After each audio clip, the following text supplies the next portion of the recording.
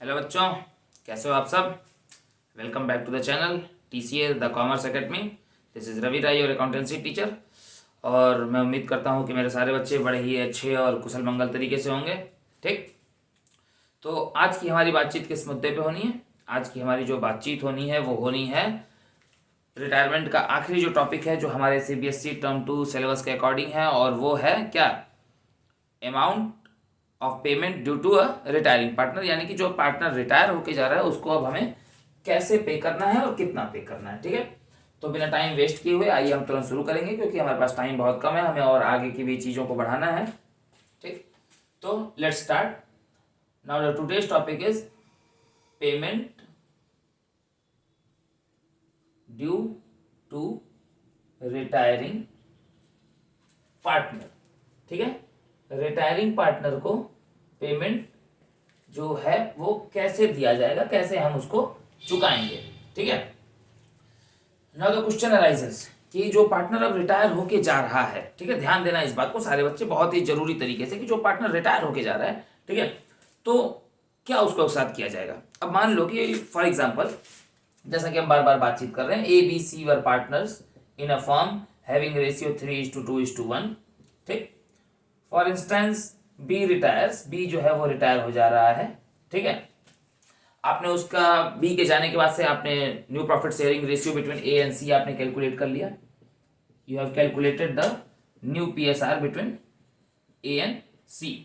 Then after you have calculated the gaining ratio with the formula between A and C. Now you have calculated B share of goodwill. आपने क्या निकाल लिया, B share of goodwill. ठीक है, that is to be paid by, this is W, this is W, B share of goodwill that is to be paid by A and C। फिर उसके बाद क्या आपने निकाला, ठीक बताओ भैया। उसके बाद आपने निकाला रीवैल्यूएशन। उसके बाद आपने क्या निकाला, revaluation of assets and liabilities. आपने उसके बाद क्या निकाल लिया, एसेट्स और लाइबिलिटीज का रीवैल्यूएशन निकाल लिया। देन आफ्टर आपने क्या कैलकुलेट किया, ठीक है, ट्रीटमेंट ऑफ एक्यूमुलेटेड, मैं शॉर्ट में लिख रहा हूं, accumulated profits, losses and reserves. आपने इतनी चीजें निकालना आप सीख चुके हैं। ठीक है, नाउ अब बी के कैपिटल का जो बैलेंस बनेगा, बी क्या क्या पाया, बी की अगर ड्राइंग रही होगी तो वो डेबिट में आई होगी, इंटरेस्ट ऑन ड्राइंग रही होगी तो डेबिट में रही होगी, लॉस ऑन रिवैल्यूएशन रहा होगा तो डेबिट में आया होगा, बी कोई एसेट ले गया होगा तो डेबिट में आया होगा, बी किसी लाइबिलिटी को पे करने को बोला होगा तो क्रेडिट में गया होगा, B share of goodwill B की कैपिटल में क्रेडिट में जाएगी। ठीक है, बी का amount of accumulated profit and reserve credit में गया होगा, बी का अमाउंट ऑफ लॉस डेबिट में गया होगा। अब बी का जो भी अमाउंट बच रहा है, whatever the amount of B remains in the firm, उसके साथ क्या किया जाए। बी बिजनेस छोड़ के जा चुका है, अब हम क्या करेंगे। मेरे पास तो सर कोई आइडिया नहीं है। तो सर हमारे पास क्या ऑप्शन बनते हैं, तो हमारे पास बेसिकली दो ऑप्शन बनते हैं, और इस दो ऑप्शन से चार ऑप्शन बनते हैं। पहला है, ठीक है, कि हम बी को क्या करते हैं, पे करते हैं। ठीक है, हम क्या करते हैं, पे ऑफ। बी को हम कहते हैं कि भाई बी तुम्हारा कितना बना। बी ने कहा कि अकाउंटेंट से पूछो, हिसाब किताब लगाया, डेबिट क्रेडिट डिफरेंशिएट किया, बैलेंस निकाला। बी ने कहा कि मेरा समथिंग अमाउंट बनता है, आपने कहा कि बी को पैसे देकर खत्म करो। दूसरा है कि बी ने कुछ नहीं बोला, या फिर बी ने कह दिया, या फिर आप लोगों का पुराना एग्रीमेंट था जिसमें यह बात हुई कि बी का पैसा जो है वो बी के लोन अकाउंट में ट्रांसफर कर देंगे। तो दूसरा, ट्रांसफर्ड टू रिटायरिंग पार्टनर्स, जो पार्टनर रिटायर कर रहा है, रिटायरिंग पार्टनर्स लोन अकाउंट। बस यही ट्रीटमेंट है, और इससे वेरियस ट्रीटमेंट्स बनते हैं। ठीक है, तो बिना टाइम वेस्ट किए हुए चलो बच्चों अब हम शुरू करेंगे इसके आगे का जो भी हमारा अकाउंटिंग, फर्दर अकाउंटिंग ट्रीटमेंट जो भी इससे हम बनेगा, वो हम ढेर सारे अकाउंटिंग ट्रीटमेंट, उसकी जनरल एंट्रीज जानेंगे। ठीक है, और फिर आज ही के वीडियो में हम ये भी देख के खत्म कर लेंगे कि जो पार्टनर रिटायर होता है उसकी कैपिटल के डेबिट में क्या क्या चीजें जाती हैं, क्रेडिट में क्या जाती हैं, और कैपिटल एडजस्टमेंट जो उसका बेसिकली पूरा है। कैपिटल एडजस्टमेंट का मतलब यहाँ ये मत समझ लेना कि उसकी कैपिटल एडजस्ट की जा रही है। मैं कह रहा हूँ कि उसके जो अल्टीमेट कैपिटल का जो बैलेंस निकालना है वो क्या होगा, डेबिट में क्या आइटम्स आएंगे, क्रेडिट में, ये हम आज ही के वीडियो में सारी चीजों को हम जान के खत्म करेंगे। ठीक है,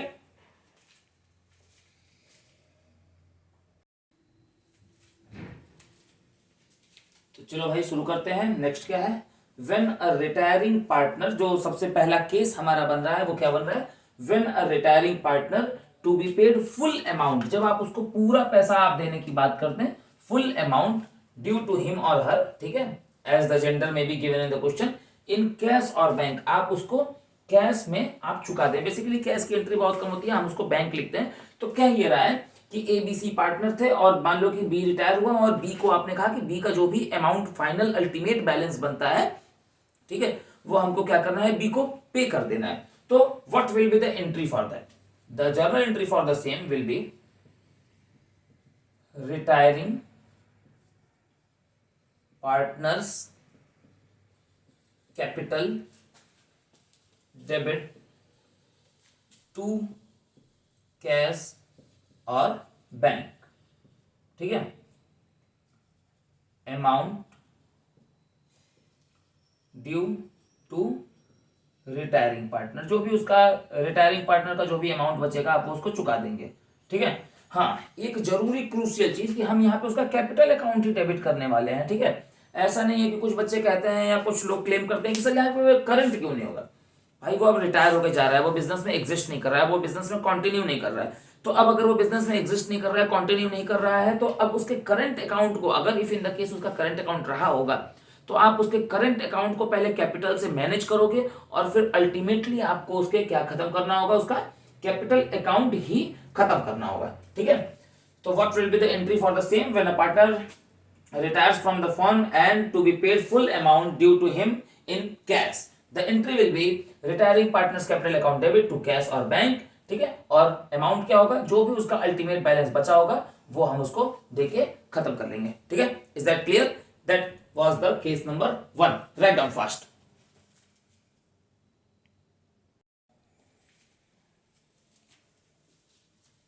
आ जाओ भैया केस नंबर 2 पे। क्या करें भाई, ठंडी इतनी ज्यादा बढ़ गई है कि कुछ उपाय ही नहीं बचा है। Now the case number 2, if amount due to retiring partner will not be paid in cash, आप उसके पैसे को पे नहीं करते हैं, ठीक है, आप उसके पैसे को रख लेते हैं बचा के, आपने उसको पे नहीं किया, not be paid in cash. और क्वेश्चन में कहा जाता है, सेड इन द क्वेश्चन, और क्वेश्चन में ऐसा कहा है कि आप उसके पैसे को क्या कर रहे हो, ट्रांसफर टू हिज या हर, ठीक है, the due amount to his loan account. कहां आप ट्रांसफर कर रहे हैं सर, उसके लोन अकाउंट में, ठीक है। क्योंकि अगर मान लो कि मैं पार्टनर हूं और मैं रिटायर हो रहा हूं, ठीक है, मैंने बचे हुए अपने पार्टनर से अपना क्लेम मांगा कि भाई मुझे मेरा पैसा दो। उन्होंने, पहला केस था कि उन्होंने मेरा पैसा दे दिया, बात खत्म, डिस्कशन ओवर। उन्होंने कहा कि सर हम आपका पैसा नहीं दे पाएंगे।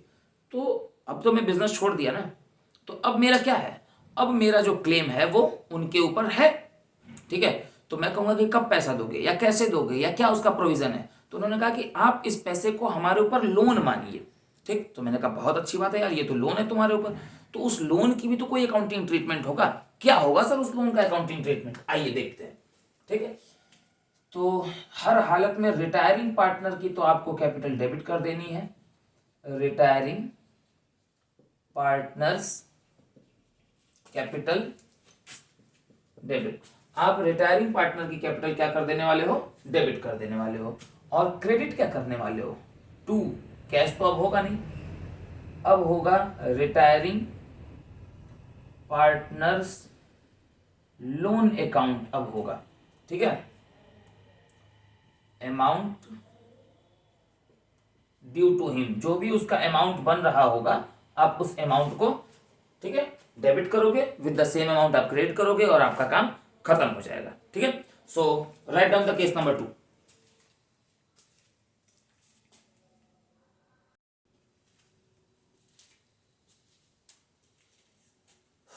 हाँ भैया आ जाओ, third case, if partial to be paid, कुछ पैसा कहा हो पे करने को और कुछ पैसा कह दिया हो कहा लोन अकाउंट में ट्रांसफर करने को, ठीक है। If partial to be paid, कुछ पैसा कहा हो पे करने को और कुछ पैसा कहा हो कहा लोन अकाउंट में ट्रांसफर करने को, तब हम क्या करने वाले हैं सर, वेरी सिंपल। मैंने कहा बताओ एंट्री, आपने कहा सर रिटायरिंग पार्टनर की तो कैपिटल डेबिट हो जाएगी, मैंने कहा बहुत अच्छी बात, रिटायरिंग पार्टनर्स कैपिटल डेबिट। मैंने कहा दोस्त आगे की बात नहीं बताओगे, तुमने कहा सर आगे लिखिए टू कैश या बैंक, जितना पे किया गया है, ठीक है, अमाउंट पेड, जो भी पार्शियल अमाउंट पे किया गया है, और टू, मैंने कहा आगे बाकी, तुमने कहा सर लोन में डालिए ना, मैंने कहा लोन की एंट्री तो एक ही होती है भाई, रिटायरिंग पार्टनर्स लोन अकाउंट। तुमने कहा yes sir absolutely you are very right. मैंने कहा ओके, ठीक है। नरेशन लिख लेते हैं, ठीक है। नरेशन में आप डाल दो पार्शियल पेड, जो भी परसेंटेज पे हुआ है, and partial transferred to where, transferred to loan account, ठीक है।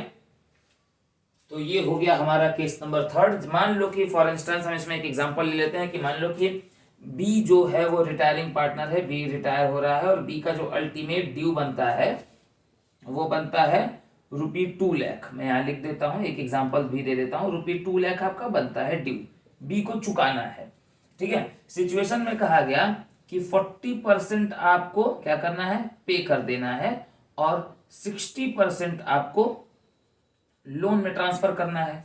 तो एंट्री क्या बनेगी, B's capital debit 2 lakh, to cash या बैंक 2 लाख का 40% कितना हो जाएगा 80,000, और to B's loan account, retiring partner B है तो बीज लोन अकाउंट, ठीक है। अब 2 लाख का 60% कितना हो जाएगा 120। तो मैं एंट्री भी बना देता हूं। एंट्री देखो इसके बेस पे, रिटायरिंग पार्टनर्स कैपिटल, रिटायर कौन हो रहा है बी, तो आपकी एंट्री बन जानी है B's capital debit 2 lakh, to cash और bank whatever you feel, ठीक है। 80,000 40% है ना, बहुत अच्छी बात। टू बीज लोन, बी का लोन कितना होगा, बीज लोन अकाउंट कितना होगा 2 लाख का 60% 1,20,000। That will be the absolutely correct entry over there, ठीक है। So if you want you can write down the entry and the example 2, okay।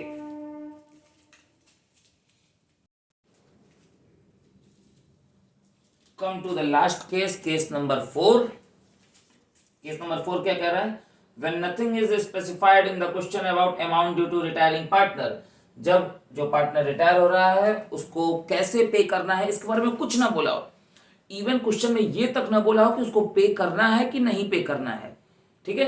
उसको पे करना है या लोन में डालना है, कुछ भी ना बताया हो, ठीक है। मतलब ये भी ना बोला हो कि उसको पे करना है, ये भी ना बोला हो कि उसके लोन में डालना है, ये भी ना बोला हो कि पार्शियल पे करो पार्शियल लोन में डालो, नथिंग इज स्पेसिफाइड, ठीक है। सॉल्यूशन क्या है, amount due to retiring partner will be transferred to his और हर लोन अकाउंट। कहां डालेंगे भैया, लोन अकाउंट में, ठीक है। तो एक बात बिल्कुल क्लियरली जान जाओ, व्हेन नथिंग इज mentioned या specified in the question about the amount due to retiring partner, the amount due to retiring partner will be transferred to his loan account, ठीक है। कहां ट्रांसफर करेंगे भैया, लोन अकाउंट में, बिल्कुल आंख बंद कर। दैट मीन्स इसका अकाउंटिंग ट्रीटमेंट क्या होगा, the same as the case number 2, ठीक है। सर अकाउंटिंग ट्रीटमेंट आइए हम लिखते हैं, मैं यहां पे आपके लिए लिख रहा हूं sir accounting treatment. what will be the accounting treatment over here, the accounting treatment will be retiring partners capital account debit to retiring partners loan account. बस भाई, जब ऊपर आपने लिख दिया कि आपको उस पैसे को कहां ट्रांसफर कर देना है, लोन में, if nothing is specified about the amount due to retiring partner, the whole amount due to retiring partner will be transferred to retiring partner's loan account। is that clear? और ये आपके CBSE term 2 जो आपका ये session चल रहा है 21-22, उसके अकॉर्डिंग रिटायरमेंट का ये आखिरी पॉइंट था पढ़ने को। पॉइंट्स इसमें और भी हैं, कैपिटल एडजस्टमेंट भी है, फिर रिटायरिंग पार्टनर का लोन का सेटलमेंट है, ठीक है। हाँ, एक जरूरी चीज जो मैं बताना भूल गया कि जो पार्टनर रिटायर होता है, ये हो सकता है 1 नंबर में आपसे पूछ दे, बहुत छोटा सा सवाल है, ठीक है, कि what will be the interest on retiring partners loan, retiring partner के लोन पे इंटरेस्ट क्या होता है, ठीक है। तो ये आपने चैप्टर नंबर 1 में पढ़ा होगा, दैट वाज 6%, मगर अगर आप 6% लिखते हैं तो ये पूरी तरह से गलत आंसर है।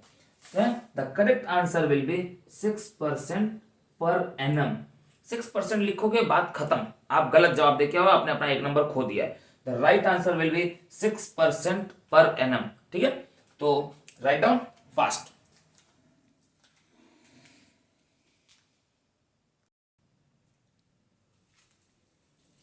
अब भाई जैसा कि मैंने बताया था, रिटायरिंग पार्टनर की कैपिटल अकाउंट भी आपको आज ही मैं बना के दिखा दूंगा सेम वीडियो में। ठीक है, तो मैं ये फॉर्मेट बना दिया हूं ताकि आपका ज्यादा टाइम ना नुकसान हो, और आपको बस अब एक्सप्लेन ये करना बाकी रह गया है। ठीक है, तो शुरू करते हैं। सबसे पहले आप मैं शुरू से शुरू करता हूं। ये है रिटायरिंग पार्टनर की capital account. The top left is debit, the top right is credit, T shape account है। तो हम क्रेडिट साइड में क्या लिखने वाले हैं, तो हम सबसे पहले लिखते हैं उनकी कैपिटल का बैलेंस, उसको हम लिखते हैं by balance brought down, BD से। ठीक है, by balance brought down here. अगर प्रॉफिट हुआ है रिवैल्यूएशन पे तो ऑन क्रेडिट साइड, अगर लॉस हुआ है रिवैल्यूएशन पे तो on debit side, there to loss on revaluation. ठीक है, अगर एक्यूमुलेटेड प्रॉफिट या रिजर्व डिस्ट्रीब्यूट किया गया है तो credit side, by accumulated profit और by any kind of reserve और स्पेसिफिक रिजर्व, और अगर लॉस किया गया है तो वो डेबिट साइड, टू लॉसेस। ठीक है, अब अगर इंटरेस्ट ऑन कैपिटल दिया गया है तो वो क्रेडिट साइड। ठीक है, और अगर इंटरेस्ट ऑन ड्राइंग दिया गया है तो जैसा कि आपको शुरू से मालूम रहा है वो आएगा डेबिट साइड। हाँ, एक जरूरी बात है भाई, अगर इंटरेस्ट ऑन ड्राइंग दिया गया है तो उसके साथ ही साथ आपका क्या होगा, ड्राइंग भी रही होगी। तो आपको क्या लिखना है साथ ही साथ, भाई देखो ड्राइंग रहेगी तभी तो इंटरेस्ट ऑन ड्राइंग होगी। ठीक है, लॉस ऑन रिवैल्यूएशन आपने कर दिया, एक्यूमुलेटेड लॉसेस वाला पार्ट आपका हो गया, रिवैल्यूएशन का प्रॉफिट, एक्यूमुलेटेड प्रॉफिट, जनरल या specific reserves, interest on capital. अब एक चीज सर छूट रही थी, मैंने कहा क्या सर गुडविल कहां जाएगी, मैंने कहा गुडविल बेटे क्रेडिट साइड में जाएगी। आपने पूछा कि सर क्यों, मैंने कहा वो एंट्री भूल गए क्या, मेरे पास थोड़ी जगह की कमी है, मैं एंट्री बता देता हूं। एंट्री तुम क्या बनाते थे, एंट्री तुम बनाते थे रिमेनिंग पार्टनर्स कैपिटल डेबिट। थोड़ा सा कम में लिख रहा हूं तो राइटिंग पहचान लेना, क्योंकि मैं बोल भी रहा हूं तो बहुत दिक्कत नहीं होगी। Remaining partners capital debit to retiring partners capital, यही एंट्री तो बनाते थे, टू रिटायरिंग पार्टनर्स कैपिटल।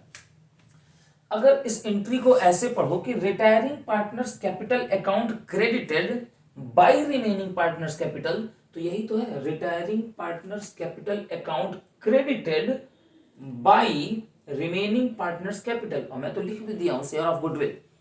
ठीक है, क्यों, क्योंकि वो पा रहा है उसकी कैपिटल क्रेडिट होगी, तो हमने उसकी कैपिटल क्रेडिट की है कितने से, उसके शेयर ऑफ गुडविल से। ठीक है, इज दैट क्लियर। हाँ सर ये कौन सी गुडविल है, ये नहीं समझ में आई। मैंने कहा अरे मेरे प्यारे लाल पीले नीले, ठीक, ये वो गुडविल है जिसे हम एग्जिस्टिंग गुडविल कहते हैं, और ये राइट ऑफ हुई है। आपने कहा बहुत अच्छी बात सर, समझ में आ गया। मैंने कहा समझ में आ गया तो अब आगे, ठीक, अब आगे उसको कैपिटल बैलेंस कर ली जाए। आपने मुझे रोक दिया, होल्ड ऑन सर। मैंने कहा क्या हुआ भाई, तो सर कैपिटल बैलेंस नहीं होती है, जो पार्टनर रिटायर होता है ना उसकी कैपिटल या तो पे की जाती है, और या तो अगर नहीं कुछ बोला है तो लोन में डाली जाती है, और अगर क्लियरली स्पेसिफाइड है तो भी लोन में। तो बेसिकली 3 ट्रीटमेंट्स हमारे होते हैं। ठीक है, पहला जो हमारा ट्रीटमेंट है वो क्या है, अगर कहा है पे करने को तो पे करेंगे, अगर कहा है क्लियरली लोन में डालने को तो लोन में डालेंगे, और अगर कुछ नहीं कहा है, in the absence of any instruction given in the question the amount due to retiring partner will be transferred to his loan account. मैंने कहा बहुत सही, वाह बेटा वाह। आ जाओ, अब ये जरा सा मैं मिटा दूं, आप उसका क्रेडिट जोड़ोगे। क्रेडिट का ये फिगर मान लो आपका आता है, ये आपका क्रेडिट का आता है। जो क्रेडिट का फिगर होगा वही आप यहाँ डेबिट वाले टोटल कॉलम में आप डाल देंगे। ठीक है, वो आपको इंसर्ट कर देना है। फॉर एग्जाम्पल यहाँ 5 लाख आया तो आप यहाँ 5 लाख डाल दो, फिर ये पूरा फिगर आप जोड़ो, ये पूरा फिगर जोड़ के मान लो आता है 2 लाख। अभी भी 3 लाख बच रहा है ना, वो 3 लाख को क्या करोगे, तो वो 3 लाख के लिए आपको पास ऑप्शंस हैं। अगर क्वेश्चन में बोला है पे कर दो तो आप यहां लिखेंगे टू रिटायरिंग, ये वाली स्पेस मैंने छोड़ दी थी ताकि तुम्हें दिक्कत ना हो समझने में, to retiring partners loan account. ठीक है, लोन नहीं, यहाँ पे तो कैश पे करने को मैंने बोला था ना, चलो तो लोन हटा देते हैं, आओ पहले पे कर लेते हैं।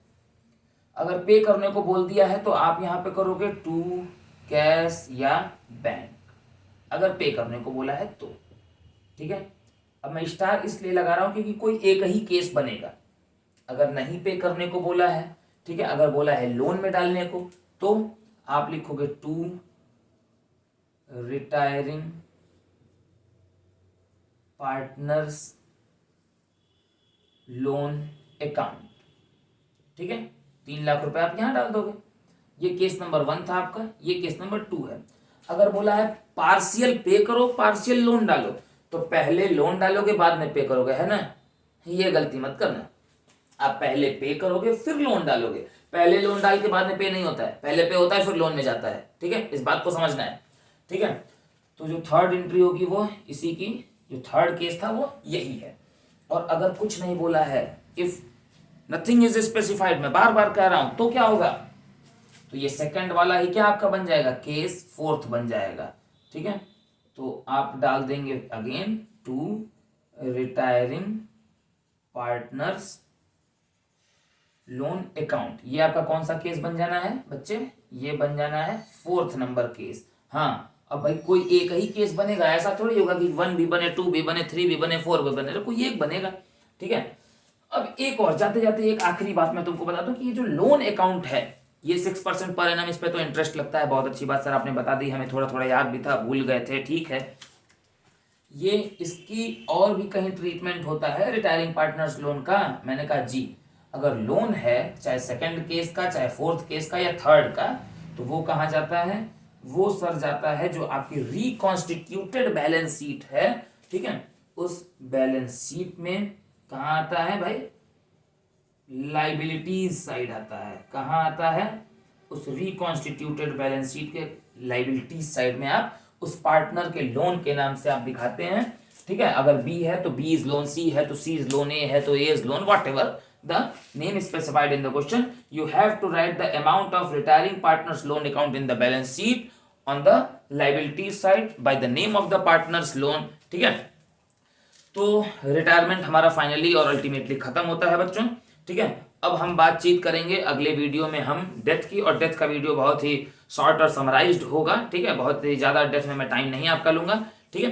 तो रिटायरमेंट का आप पूरा वीडियो देखिए, एंजॉय करिए, क्योंकि जो आपका एग्जाम में आएगा वो या तो रिटायरमेंट या तो डेथ में से कोई एक क्वेश्चन आएगा। बेसिकली इंटरनल ऑप्शन सीबीएसई आपको अलाउ करती है, ठीक है।